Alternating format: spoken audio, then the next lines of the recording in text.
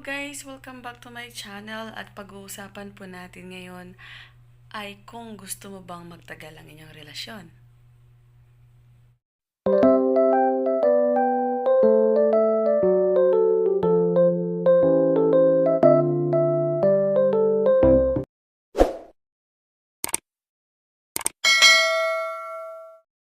Kung gusto nyo magtagal ang inyong relasyon, ito ang unang-una nyong gagawin.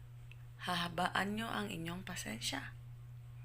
Kasi alam nyo guys, kapag maiksi yung pasensya nyo, alam nyo yon yung nagkakapikunan, mabilis magalit. So, pag nagalit yung isa, edi talagang mag-aaway po kayo. Dapat po habaan po natin yung mga pasensya natin para magkakaintindihan tayo.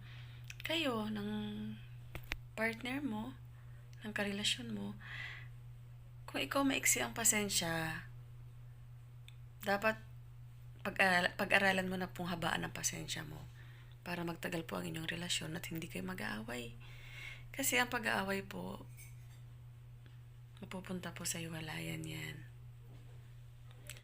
Kung gusto nyong magtagal ang inyong relasyon is, pangalawa nyong gagawin ay pag-uusap ng maayos. Alam nyo, kung walang pag-uusap ng maayos, hindi kayo magkakaayos. Lagi kayo nagbabangayan. Kasi dapat dinadaan sa maayos na usapan ang lahat. Kapag nagkamali yung isa, makikipag-usap dapat, communication. Kung ikaw lalaki, nagkamali yung asawa mo, partner, jowa mong babae, kausapin mo ng maayos.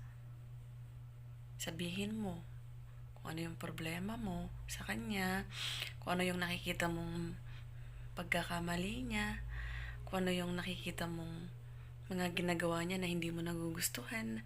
Pwede niyo pong kausapin yung girlfriend mo, jowa mo, o boyfriend mo yan. Kasi po, dapat po dinadaan po natin sa pag-uusap ng maayos ang lahat para hindi po mauwi sa mga hiwalayan. Alam mo yun, yung sobrang nag-aaway na kayo ng sobra, hanggang sa abot na sa hiwalayan, hindi na maganda, di ba? Kaya, hanggat kaya nyong mag-usap ng maayos sa mga karelasyon nyo dyan, gagawin nyo po sana yon.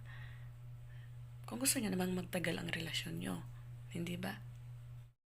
Kung gusto nyo magtagal ang inyong relasyon is, ang pangatlo nyong gagawin ay dapat marunong tayong magpatawad, matuto din tayong humingi ng tawad. Alam nyo yun guys, kapag ka ikaw, lalaki or babae, nagkasala sa partner mo, sa partner nyo, o sa jowa nyo, dapat matuto tayong maghimingi ng tawad guys. Kasi hindi naman mahirap ang humingi ng tawad eh. Madali lang. Lalo na't bukal sa loob mo, bukal sa puso mo, humingi ng tawad. Tsaka kapag yung partner nyo naman ang nagkasala sa inyo, matuto rin kayong magpatawad.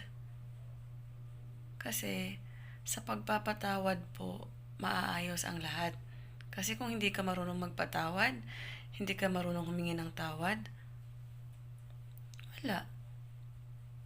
walang mangyayari. Alam niyo mangyayari? Mag-e-end talaga ang inyong relasyon.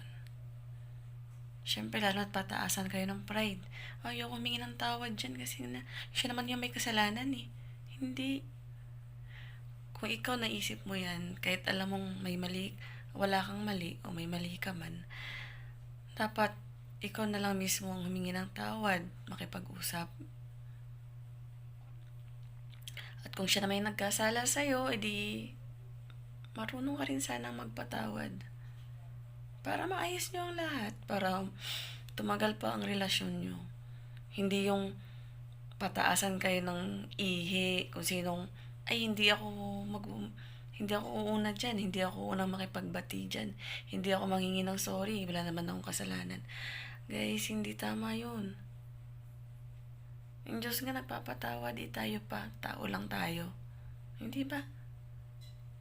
Dapat guys gawin natin yon para humaba o tumagal pa ang relasyon natin sa mga partner natin or jowa natin.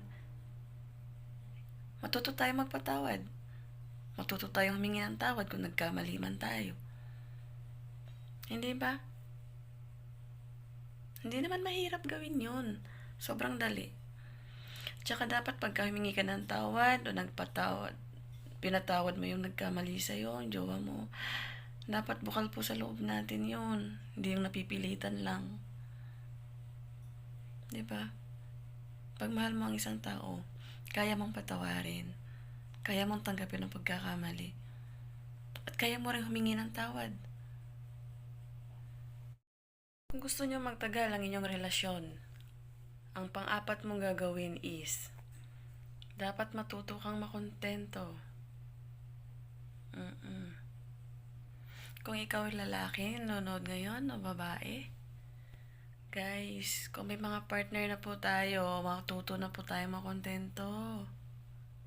Hindi yung may partner ka na, maghahanap ka pa ng iba. Gusto mo pa may extra. Pangit yun. Nakakasira ng relasyon talaga yun. Masisira kayo. Mauuwi pa kayo sa hiwalayan pagka nabuking ka. Alam mo yun? Kaya kung gusto nyo magtagal ang relasyon nyo ng karelasyon mo, ng partner mo, ng jowa mo, makontento ka na. At huwag ka nang makikipag-flirt sa iba. Huwag ka nang maghanap ng iba. O ikaw lalaki, nanonood ngayon, huwag ka na pong manligaw.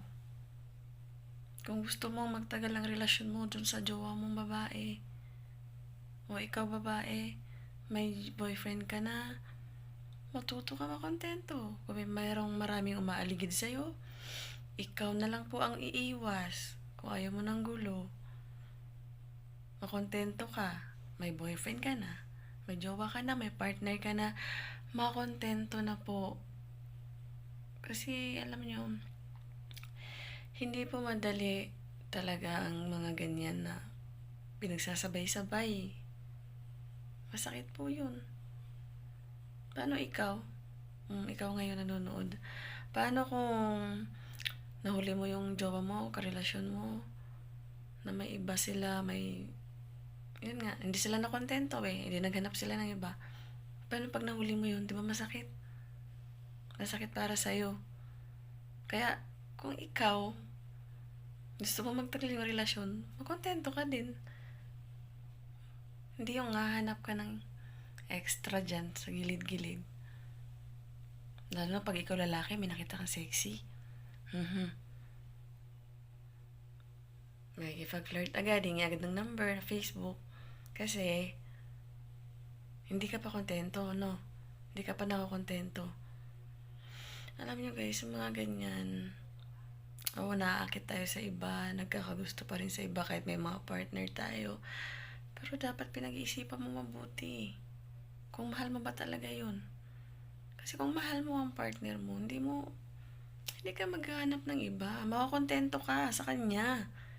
Malosyang man siya, pumangit man siya ngayong araw na ito, or hindi siya nakaligo ngayong araw na ito, makontento ka. Huwag kang lilingon sa iba, please. Kasi ako naranasan ko yan. Yung boyfriend ko, may girlfriend din siyang iba. Pinagsabay kami. Diba? Sobrang sakit. Sobrang sakit sa akin. Kaya, may posibilidad talaga na hindi magtatagal ang isang relasyon kapag meron pong hindi makokontento. Isa sa inyo ang hindi kontento. Di naman siguro mahirap ang maging loyal sa mga partner natin, no? Kung mahal talaga natin ang partner natin, huwag tayo magbibigay ng dahilan para mag-away, maghiwalay. Kung gusto nyo magtagal ang inyong relasyon, ang pang-5 mong gagawin is, dapat pong umiwas sa mga tukso. Alam nyo yung tukso? Ikaw lalaki, ikaw babae. Alam mo may partner ka na.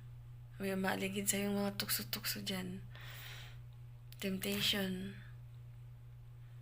Dapat umiwas tayo. Hindi yung may umaligid sa atin, may nakikipag-flirt sa atin, ayun. Gustuhin din natin.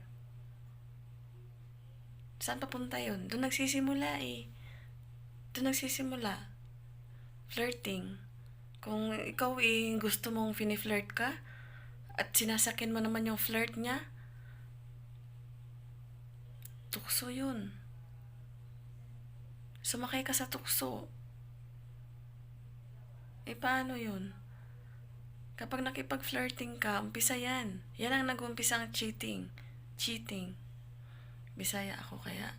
Sorry. Doon pa nagsisimula lahat. Doon nagkakaroon ng cheater sa mga ganyan. Kaya, yan ang dahilan. Kapag hindi ka umiwas sa tukso at natukso ka rin, nagpadala ka sa tukso, yan ang dahilan para ma-end na rin yung relasyon nyo. Kaya kung kailangan natin umiwas, hanggat kaya nating umiwas, guys, malasing man tayo, matino man tayo, iiwas tayo sa tukso. Tayo na yung lalayo. Para peaceful, di ba? Walang problema.